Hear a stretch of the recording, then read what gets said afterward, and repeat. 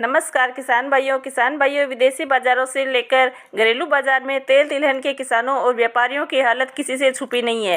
सरसों के भाव अपने न्यूनतम स्तरों के आसपास चल रहे हैं। किसानों को उम्मीद थी कि इस साल सरसों के अच्छे भाव मिलेंगे, लेकिन इस साल मंडियों में सरसों की लगातार पिटाई हो रही है। मंडियों में सरसों के भाव 4,500 से 5,100 के आसपास ही मिल पा रहे हैं। अब सवाल यह उठता है कि इतने कम भाव में सरसों बेचने की बजाय सरसों को रोककर आने वाले समय में बेचा जाए तो इससे फ़ायदा मिलेगा या नहीं। अगर आप इस सवाल का जवाब ढूंढना चाहते हैं तो आप सही जगह पर आ गए हैं और आपको ये वीडियो अंत तक ज़रूर देखनी चाहिए। किसान भाइयों, होली के बाद से ही विदेशी बाज़ारों में कमजोरी के रुख के बीच बुधवार को देश के तेल तिलहन बाज़ारों में सोयाबीन तेल तिलहन, कच्चा पाम तेल एवं पामोलिन तथा बिनोला तेल कीमतों में गिरावट दर्ज हुई। ऊंचे दाम पर खरीद कमजोर रहने के चलते सरसों और मूंगफली तेल तिलहन के दाम पूर्व स्तर पर बंद हुए।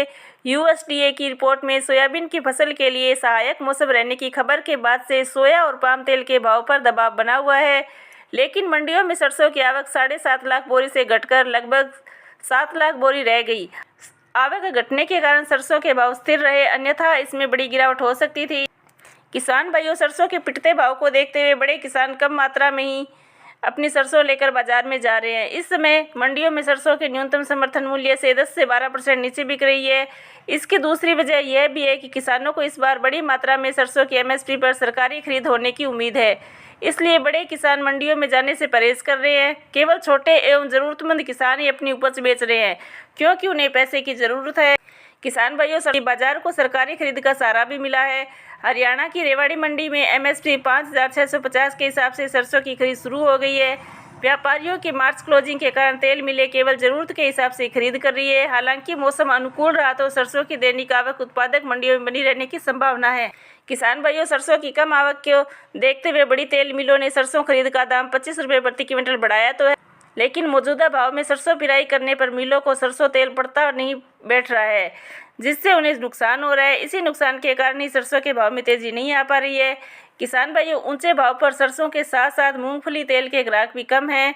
कारोबार नहीं के बराबर है। तेल पिराई मिलों का इसमें बुरा हाल हो रहा है। यही हाल सोयाबीन का भी है। सोयाबीन में एमएसपी से नीचे दाम पर भी माल खप नहीं रहा है।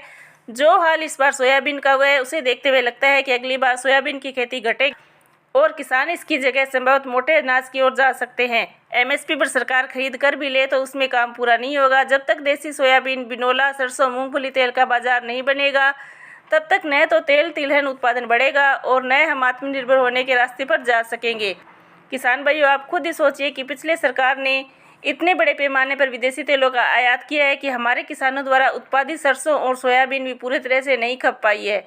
पिछले साल का लगभग 15 लाख टन सरसों का स्टॉक बचा हुआ है। चालू सीजन जिस तरह से सरसों का उत्पादन बताया जा रहा है, उसे देखते हुए ऐसा नहीं लगता कि सरसों के भाव में जल्दी ही कोई तेजी आने वाली है। अगर विदेशी बाजारों में खाद्य तेलों में तेजी आती है और सरकार को वहां का आयातित माल महंगा पड़ता है, तभी जाकर कुछ बात बन सकती है। चुनावी माहौल को देखते हुए सरकार भी आयात पर बढ़ाने जैसा कुछ काम करने वाली नहीं दिख रही।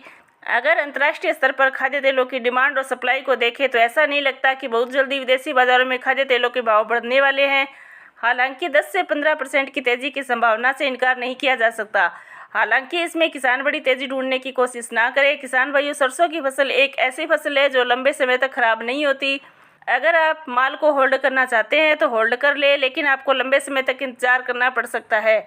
अगर सरसों में आपको 6,000 के ऊपर के भाव चाहिए तो आपको दिवाली तक का इंतजार भी करना पड़ सकता है। किसान भाइयों, हमारा कार्य बाजार की तेजीबंदी रिपोर्ट से आपको अवगत कराना है। बाकी आप अपना व्यापार अपने विवेक से करें। साथ ही साथ वीडियो को लाइक और चैनल को सब्सक्राइब भी जरूर करें। जय जवान, जय किसान।